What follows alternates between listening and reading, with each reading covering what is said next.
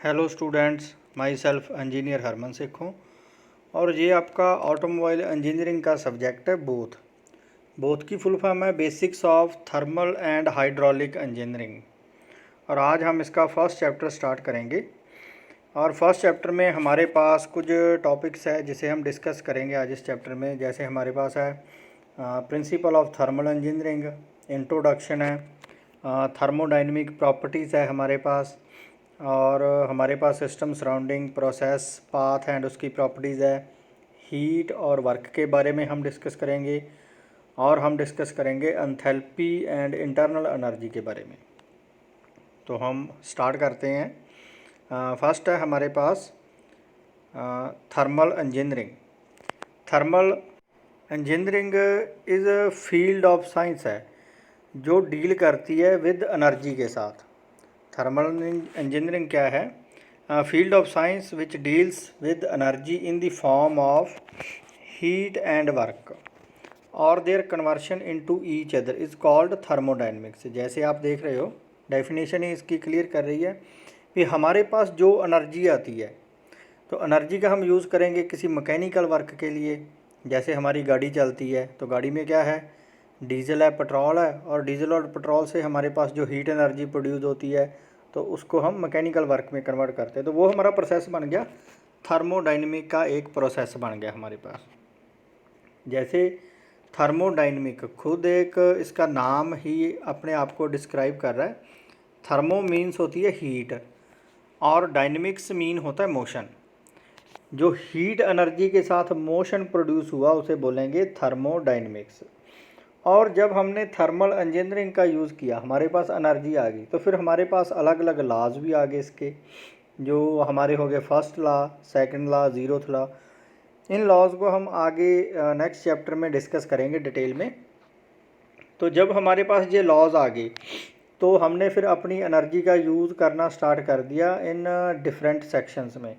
जैसे हम इसकी एप्लीकेशंस करते हैं, हमारे पास एप्लीकेशंस ऑफ थर्मोडाइनमिक्स लॉज की है। जैसे फर्स्ट है steam and nuclear power plant. तो हमने इसका यूज़ किया स्टीम इंजन में, स्टीम टरबाइन में यूज़ किया, न्यूक्लियर पावर प्लांट में यूज़ किया, हमने इलेक्ट्रिसिटी प्रोड्यूस कर ली। और हमने यूज़ किया गैस टरबाइन में एनर्जी का, गैस टरबाइन में यूज़ किया और हमारे पास इलेक्ट्रिसिटी प्रोड्यूस होगी। इंटरनल कम्बशन इंजन, जिसे हम आईसी इंजन बोलते हैं, हमारी गाड़ी का जो इंजन है, तो हमारे पास मैकेनिकल वर्क आ गया, हमारे पास बस आ गई, ट्रक आ गया, कार आ गई। ठीक है। एयर कंडीशनिंग, एसी में भी इसका यूज़ किया हमने, रेफ्रिजरेशन प्रोसेस में किया, एयर कंप्रेसर में किया। तो जब हमारे पास थर्मोडाइनमिक एनर्जी आ गई तो डिफरेंट सेक्शंस में हमने इसका यूज़ किया। ठीक है। तो वो बन गई थर्मोडाइनमिक इंजीनियरिंग, जहाँ हम बोलेंगे थर्मल इंजीनियरिंग बन गई। तो नेक्स्ट हम चलते हैं, थर्मोडाइनमिक के अलग अलग आगे प्रॉपर्टीज़ है। जैसे फर्स्ट प्रॉपर्टी है हमारे पास थर्मोडाइनमिक सिस्टम। थर्मोडाइनमिक सिस्टम एक क्लोज्ड एनवेलप है, क्लोज्ड रीजन है, जिस रीजन में हमने अपना काम करना है। जैसे पिस्टन सिलेंडर अरेंजमेंट है। जो पिस्टन सिलेंडर अरेंजमेंट है, तो सिलेंडर में पिस्टन मूव करता है, piston up and down move करेगा तो हीट एनर्जी प्रोड्यूस होगी और उसी हीट एनर्जी से हमें मैकेनिकल वर्क मिलना है। तो डेफिनेशन ही हमें क्लियर कर रही है, एक क्वांटिटी ऑफ मैटर और prescribed region in space upon which attention is focused for study. तो हमने जो अपनी अटेंशन देनी है काम के लिए, हमने सिस्टम में देनी है। जैसे आगे हम इसकी डायग्राम दिखाते हैं हम आपको। ये है सिस्टम। तो सिस्टम क्या है, एक रीजन है, स्पेस है जिसमें काम होना है। जैसे सिलेंडर, पिस्टन सिलेंडर अरेंजमेंट है। हम पीछे चलते हैं, हमारे पास है सराउंडिंग। सराउंडिंग क्या है, जो सिस्टम के बाहरी पोर्शन है उसे हम सराउंडिंग बोलेंगे। जैसे हमारा रूम है तो रूम के जो बाहरी पोर्शन है वो हमारा सिस्टम है। जैसे everything external to system is called surrounding. तो डायग्राम में हम देखते हैं इसे। ये देखो, ये सिस्टम है, तो सिस्टम के बाहर का जो पोर्शन है, चाहे लेफ़्ट साइड है चाहे हमारा राइट साइड है, तो वो है सराउंडिंग। तो हम पीछे चलते हैं, बाउंड्री। बाउंड्री क्या होगी, फिर नाम ही इसका बता रहा है, envelope which separate the system and surrounding. System को जो सराउंडिंग से सेपरेट कर रहा है उसे हम बाउंड्री बोलेंगे। तो डायग्राम से आपको क्लियर हो जाएगा, सिस्टम, सराउंडिंग, आउटर पोर्शन, और ये ब्लू लाइन से इसकी बाउंड्री को शो किया गया है। तो नेक्स्ट है हमारे पास यूनिवर्स। यूनिवर्स क्या है? जो सिस्टम और सराउंडिंग टुगेदर बनाते हैं उसे हम बोलेंगे यूनिवर्स। ठीक है, समझ आ रही है? तो नेक्स्ट है हमारे पास स्टेट। स्टेट क्या है? Condition of system at any instant of time described by physical property. Physical property क्या है? उसका टेम्परेचर है, प्रेशर है, वॉल्यूम है। जब हम सिस्टम पे काम करेंगे, पिस्टन एंड सिलेंडर अरेंजमेंट में काम करेंगे हम, ठीक है, तो किसी एक पार्टिकुलर टाइम पे उसका टेम्परेचर क्या है, उसकी वॉल्यूम क्या है, उसका प्रेशर क्या है, तो उसे हम बोलेंगे स्टेट।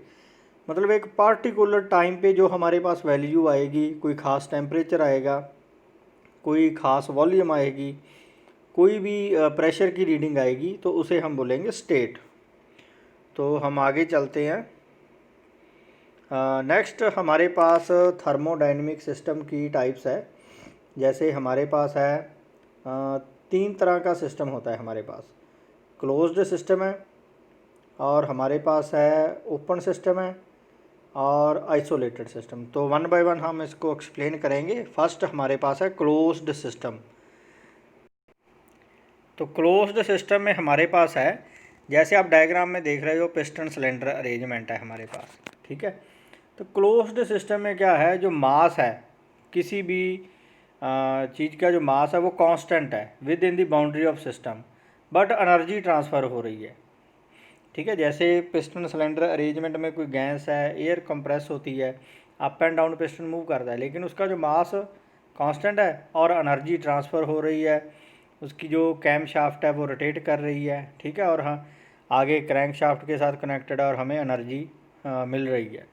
तो इसकी डेफिनेशन हमें बताएगी, in closed system mass within the boundary of system remains constant and only the energy transfer may take place between the system and surrounding. तो उसे हम बोलेंगे क्लोज्ड सिस्टम। तो इसकी एग्जांपल है हमारे पास पिस्टन सिलेंडर अरेंजमेंट। तो आप डायग्राम में क्लियरली देख भी सकते हो, ये हमारा क्लोज्ड रीजन है, ये हमारा सिस्टम है, और ये हमारा वेट अटैच हुआ है पिस्टन के साथ। तो पिस्टन जब अप एंड डाउन मूव करेगा तो हमारे पास एनर्जी प्रोड्यूस होगी, और उसका मास है जो कांस्टेंट रहेगा। तो हम आगे चलते हैं। नेक्स्ट हमारे पास है ओपन सिस्टम। तो ओपन सिस्टम की डेफिनेशन हमें बता रही है, in open system both mass and energy transfer across the boundary of system. तो डायग्राम से आपको शो हो रहा है, हमारे पास ये एयर कंप्रेसर की डायग्राम है। इसमें मास भी चेंज हो रहा है और एनर्जी भी ट्रांसफ़र हो रही है। जैसे एयर यहाँ से एंटर की और यहाँ से बाहर आ गई। और कंप्रेसर का मेन काम क्या है? जैसे रेफ्रिजरेटर में कंप्रेसर लगा होता है, कंप्रेसर ने क्या करना है? एयर को कंप्रेस करना है, उसका प्रेशर और टेम्परेचर इंक्रीज़ करना है। अगर किसी चीज़ का प्रेशर और टेम्परेचर इंक्रीज़ होगा तो वो हमें एनर्जी देगा। आगे हमने जैसे उसके कोई अपनी चीज़ लगा दी तो उसको फ्लो करने में मदद करेगा वो। ठीक है, तो हमारे पास इसकी एग्जांपल है एयर कंप्रेसर ओपन सिस्टम की। तो हम आगे चलते हैं। नेक्स्ट हमारे पास है आइसोलेटेड सिस्टम। आइसोलेटेड सिस्टम क्या है? जिसमें ना तो मास और ना एनर्जी ट्रांसफ़र हो between the system and surrounding. ठीक है, और उसका जो इंटरनल बाउंड्री है वो उसको क्लोज़ करके रखे। जैसे हमारे पास कोई थर्मोफ्लास्क है, इसकी एग्जांपल है, हमने हमारी चाय डाली थर्मोस में, तो ठीक है, तो वो 1 घंटा 2 घंटे के लिए एट दी सेम टेम्परेचर पर रह सकती है। तो वो है आइसोलेटेड सिस्टम। तो डेफिनेशन हमें बता रही है, in isolated system neither mass nor energy transfer take place between system and surrounding. तो हमारे पास एग्जांपल है इसकी थर्मोस फ्लास्क। तो ये इसकी डायग्राम है, तो आप इसको क्लियरली देख सकते हो। हाँ, तो हम आगे चलते हैं। नेक्स्ट हमारे पास है थर्मोडाइनमिक्स प्रॉपर्टीज़। थर्मोडाइनमिक प्रॉपर्टीज़ हमारे पास 2 तरह की होती है, इंटेंसिव और एक्सटेंसिव। तो इसकी डेफिनेशन है हमारे पास, certain quantities which can be used to describe the condition और स्टेट ऑफ सिस्टम। हमारे पास सम क्वांटिटीज़ होती है, फिज़िकल क्वांटिटीज़, जैसे हमारे पास वॉल्यूम है, प्रेशर है, टेम्परेचर है, डेंसिटी है।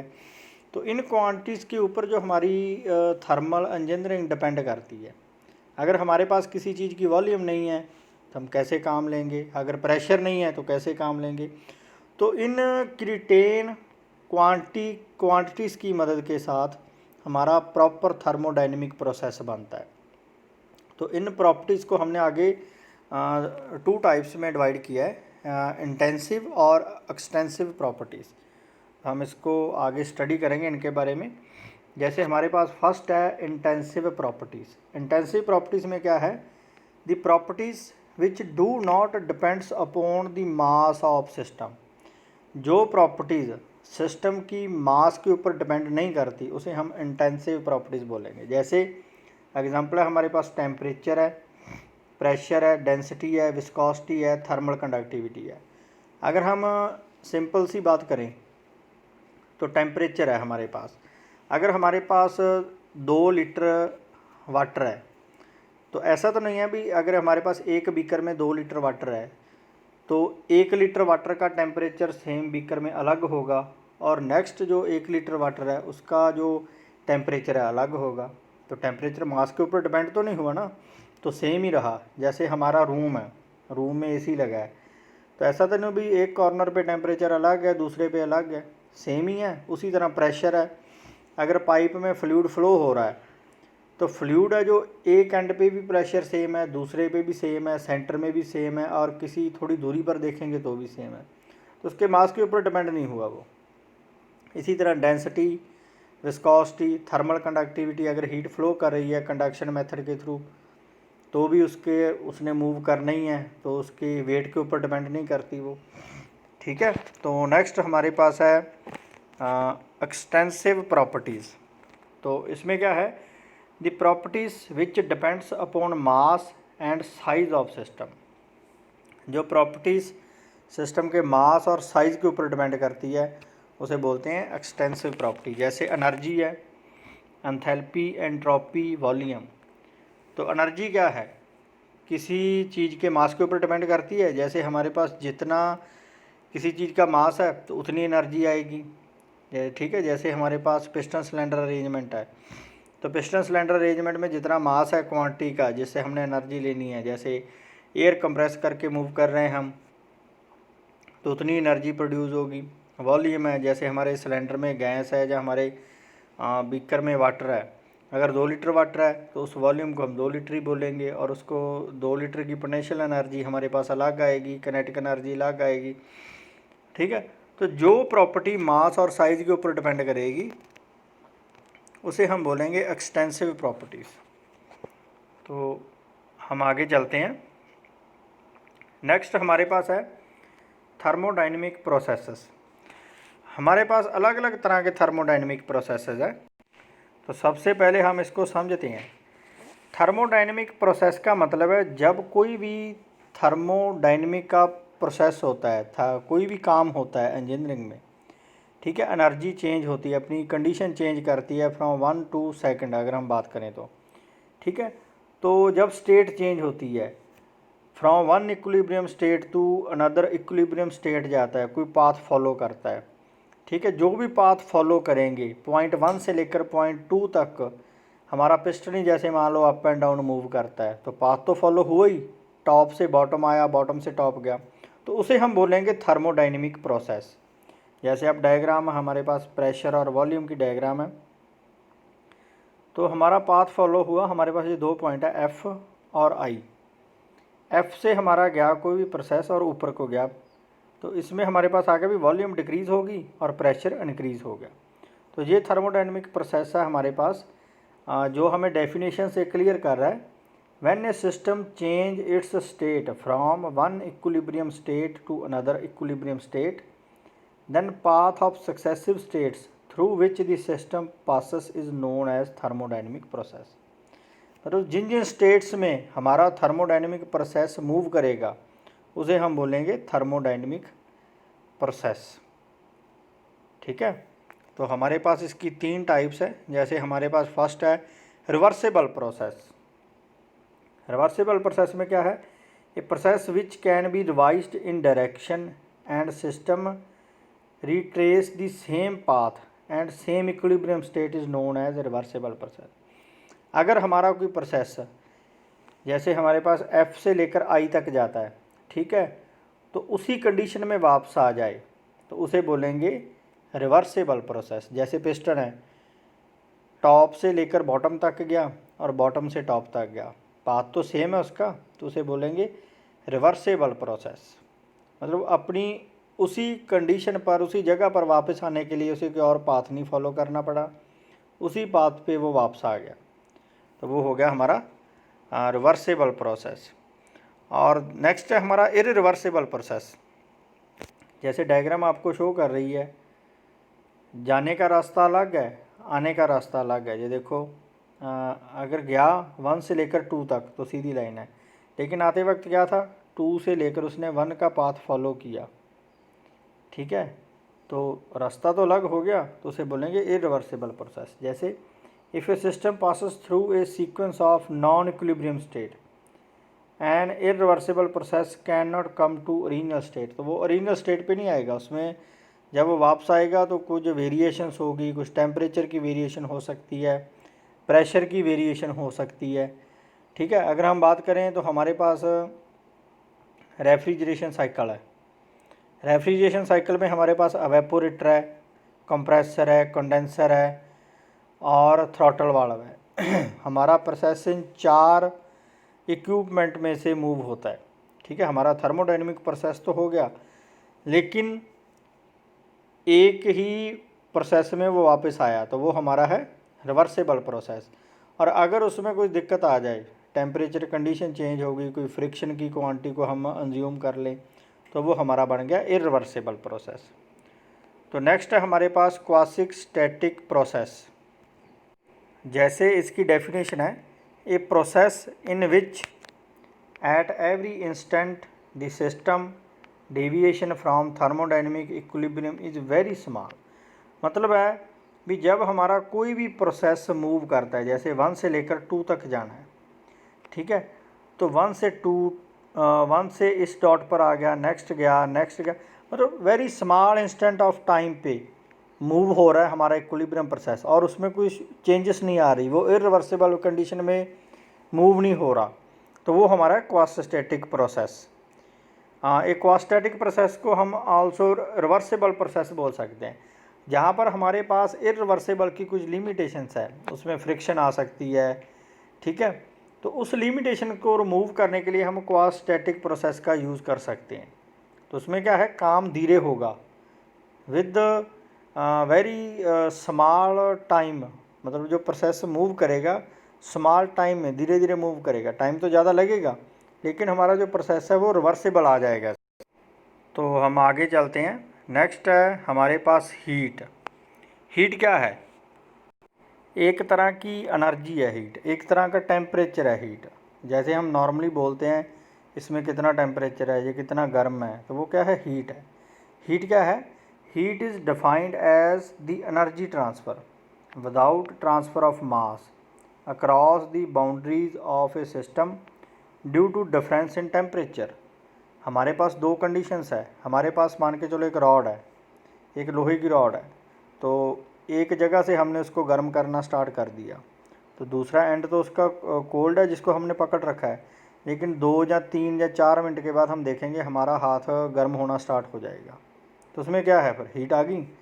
मतलब जिस रॉड को हमने आग की तरफ रखा वो गर्म हो रहा था, और with the process of conduction वो हीट एनर्जी हमारे पास पहुंच गई, हमारे हाथ के पास, तो वो है हीट एनर्जी। एनर्जी ट्रांसफ़र हुई without the transfer of mass across the boundaries of system due to difference in temperature, तो वो आ गई हमारी हीट। तो हीट को हम डोनेट करते हैं क्यू के साथ, ठीक है, और इसके एसआई यूनिट है जूल। और हीट के 3 मोड्स है, हम यहाँ पर देख रहे हैं, कंडक्शन है, कन्वेंशन है, रेडिएशन है। कंडक्शन का मतलब होता है जैसे हमने लोहे की रॉड में हीट ट्रांसफ़र की, हमारे पास कोई भी सॉलिड चीज़ है उसमें जो हीट ट्रांसफ़र होती है तो वो होगी कंडक्शन। और कन्वेंशन क्या है, जब सॉलिड से लिक्विड में और लिक्विड से लिक्विड में हीट ट्रांसफ़र होती है। जैसे हमारे पास पानी है, एक गिलास में आपके पास गर्म पानी है और एक में ठंडा पानी है, और जब दोनों को मिक्स करेंगे तो दोनों का टेम्परेचर गर्म का जो ठंडा डाउन हो जाएगा और जो ठंडा पानी है उसका टेम्परेचर अप हो जाएगा। जब मिक्स हो गए दो तो वो बन गई कन्वेंशन, तो उसे हम बोलेंगे कन्वेंशन। और रेडिएशन क्या है, जैसे सूरज की किरणों के साथ हमारे पास हीट आती है तो वो होगी रेडिएशन। तो हम आगे चलते हैं। नेक्स्ट है हमारे पास स्पेसिफिक हीट। स्पेसिफिक हीट होती है जो हीट हमें चाहिए यूनिट मास का टेम्परेचर राइज करने के लिए। यूनिट मास समझते हो हम, मतलब 1 किलोग्राम किसी भी गैस का, किसी सब्सटेंस का 1 डिग्री टेम्परेचर राइज करना है हमें, तो उसे बोलेंगे स्पेसिफिक हीट। जैसे इसकी डेफिनेशन है, amount of heat required to raise the temperature of unit mass of any substance through 1 degree, तो उसे बोलेंगे स्पेसिफिक हीट। स्पेसिफिक हीट को हम डिनोट करते हैं सी के साथ, और इसके एसआई यूनिट है kilo joule per kilogram kelvin. तो हीट रिक्वायर्ड हमारे पास स्पेसिफिक हीट है M C T2 - T1। M हमारे पास कांस्टेंट है, सी हमारे पास है स्पेसिफिक हीट, और T2 और T1 हमारे पास टेम्परेचर डिफरेंस है किसी कंडीशन का। तो आगे चलते हैं हमारे पास। जैसे यहाँ पर लिखा है, solid and liquids do not change the volume on heating, they have only one specific heat. जो स्पेसिफिक हीट का इफेक्ट है सॉलिड एंड लिक्विड पे नहीं होता, क्योंकि वो अपनी वॉल्यूम चेंज नहीं करते। इसका इफेक्ट होता है गैस के ऊपर। तो हमारे पास दो तरह की स्पेसिफिक हीट होती है गैस में। Specific heat at constant pressure, तो उसे हम डिनोट करेंगे Cp के साथ, और दूसरी है specific heat at constant volume, तो उसे हम डिनोट करेंगे Cv के साथ। तो आगे चलते हैं हम। नेक्स्ट हमारे पास है वर्क। वर्क क्या हुआ फिर, काम। जो हमारे पास मैकेनिकल वर्क आ गया, हमने कोई काम किया, उसे हम वर्क बोलेंगे। तो वर्क की डेफिनेशन है, work is defined as the product of force and distance moved in the direction of force. जिस डायरेक्शन में आपने फोर्स लगाई तो उसमें कुछ काम तो हुआ। जैसे आपके पास एक चेयर पड़ी है, तो चेयर को धक्का लगाया तो कुछ दूरी पे मूव तो करेगी वो, तो वो आपका काम है। मतलब फोर्स, जितनी फोर्स लगाई आपने, प्रोडक्ट मतलब मल्टीप्लाई एक्स आ गया आपका डिस्टेंस, कितना distance 2 feet 3 feet 4 feet move हुई है, तो वो वर्क है। उसी तरह अगर हम बात करें मैकेनिकल वर्क की, जब आपने गाड़ी स्टार्ट की तो उसमें थर्मल एनर्जी प्रोड्यूस होगी, तो वो थर्मल एनर्जी ने मैकेनिकल वर्क प्रोड्यूस किया, तो आपकी गाड़ी जो डिस्टेंस मूव करेगी तो वो आपका वर्क है, फोर्स इनटू डिस्टेंस मूव्ड। तो हमारे पास इसके एसआई यूनिट्स है मीटर। मीटर में मेज़र करेंगे हम, न्यूटन मीटर। फोर्स के यूनिट है न्यूटन और डिस्टेंस के यूनिट है मीटर, तो इसको आप शॉर्ट फॉर्म में लिख सकते हो न्यूटन मीटर। और 1 न्यूटन मीटर है हमारा 1 जाउल। जाउल किसके यूनिट है, हीट के। तो 1 न्यूटन मीटर हमारा 1 जाउल के बराबर है, मतलब वो हीट के यूनिट के बराबर है। तो आगे चलते हैं हम। नेक्स्ट हमारे पास है डिफरेंस है बिटवीन हीट एंड वर्क का, तो हम 1 बाय 1 इसको स्टडी करेंगे। जैसे फर्स्ट है हमारे पास हीट है और दूसरी तरफ हमारे पास है वर्क। फर्स्ट है, heat can not be converted absolutely into work. Heat को हम पूरी तरह वर्क में कन्वर्ट नहीं कर सकते, लेकिन दूसरी तरफ है work can be convertible absolutely into heat, और वर्क को पूरी तरह हम हीट में कन्वर्ट कर सकते हैं। दूसरा है, it is a low grade energy. Heat क्या है, लो ग्रेड एनर्जी है, और it is a high grade energy, work high grade energy है। थर्ड है, इन heat transfer temperature difference is required. अगर एनर्जी ट्रांसफ़र हुई है, हीट ट्रांसफ़र हुई है, तो टेम्परेचर डिफरेंस तो आएगा ही आएगा, लेकिन वर्क में ऐसा नहीं है। No temperature difference is required for work flow.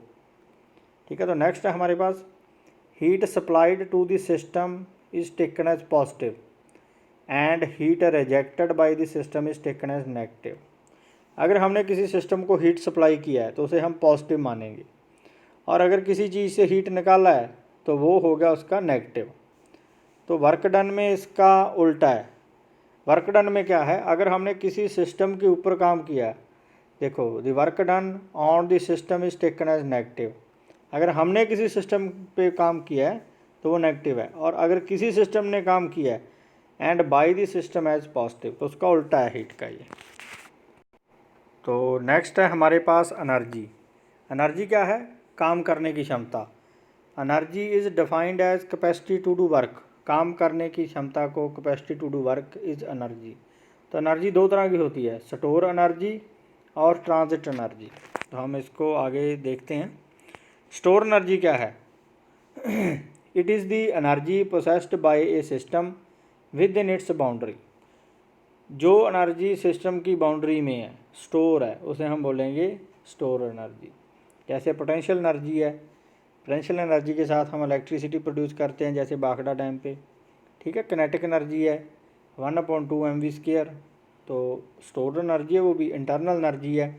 Internal energy क्या है, जो हमारी गैस के मॉलिक्यूल्स है उसकी इंटरनल मूवमेंट को इंटरनल एनर्जी बोलते हैं, तो वो भी गैस के मॉलिक्यूल्स में स्टोर्ड है। तो नेक्स्ट है हमारे पास transit energy, the energy which is capable of crossing system boundaries. जो एनर्जी क्षमता रखती है क्रॉस करने की, क्या है, हीट है, वर्क है, इलेक्ट्रिक एनर्जी है। तो नेक्स्ट हम बात करते हैं इंटरनल एनर्जी की। इंटरनल एनर्जी क्या है, जो एनर्जी बॉडी में स्टोर होती है इंटरनल मॉलिक्यूल्स में। जैसे हमारे पास डेफिनेशन है, it is the energy stored in a body और a system due to its molecular arrangement and motion of molecules. कोई भी गैस के पार्टिकल्स है, तो उस पार्टिकल्स के जो मॉलिक्यूल्स है उसमें जो एनर्जी स्टोर्ड है, गैस के मॉलिक्यूल तभी मूव करते हैं अगर उनमें एनर्जी है। एक जगह से दूसरी जगह मूव करते हैं, कॉर्नर से दूसरे कॉर्नर मूव करते हैं, वो उनकी इंटरनल एनर्जी है। और अगर हमने कोई गैस को हीट सप्लाई किया, ठीक है, तो उसका जो इंटरनल एनर्जी चेंज होगी। अगर हमने उसको टेम्परेचर राइज कर दिया तो इंटरनल एनर्जी इंक्रीज़ होगी उसकी। जैसे यहाँ पर लिखा है, if certain amount of heat is supplied to a gas, a part of it is converted into mechanical energy and remaining gets store in the gas itself.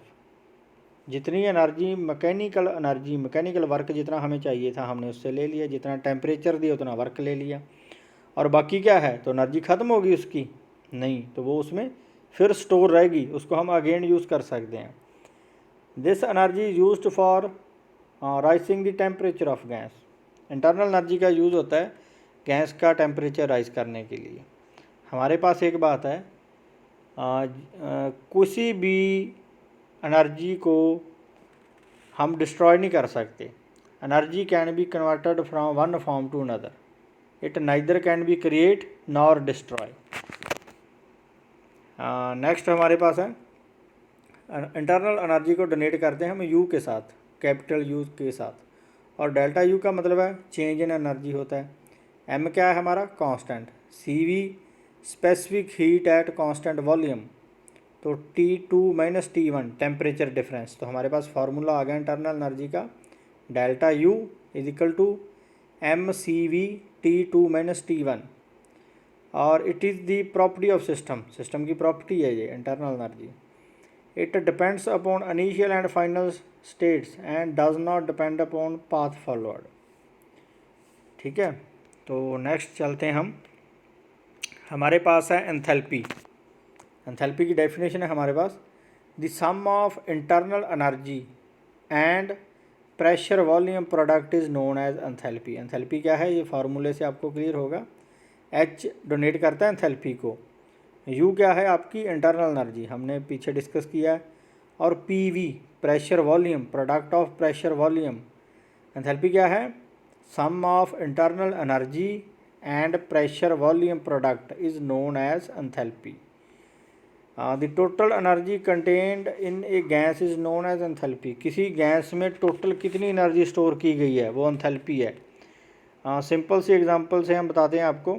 जैसे आपके पास 1 लीटर कोई डीजल है, तो 1 लीटर डीजल में कितनी energy store है, जितनी आपकी गाड़ी मूव करेगी वो उसकी एनर्जी है, उसका मैकेनिकल वर्क है। जैसे आपके पास 2 किलो कोयला है या लकड़ी के टुकड़े हैं 2 किलोग्राम, तो उसको आप आग लगाओगे तो कितनी देर तक जलेंगे वो, 1 घंटा, 2 घंटे, आधा घंटा, 15 मिनट, तो वो उसकी एंथैल्पी है। तो उसमें क्या है, इंटरनल एनर्जी है plus product of pressure volume है। तो वो जितनी देर तक वो टुकड़े जलेंगे तो वो है उसकी एंथैल्पी। तो आपको ये आपका फर्स्ट चैप्टर है बोथ का वो समाप्त हो गया। तो होप है आपको अच्छे से समझ आया होगा। Thanks of all of you, thank you.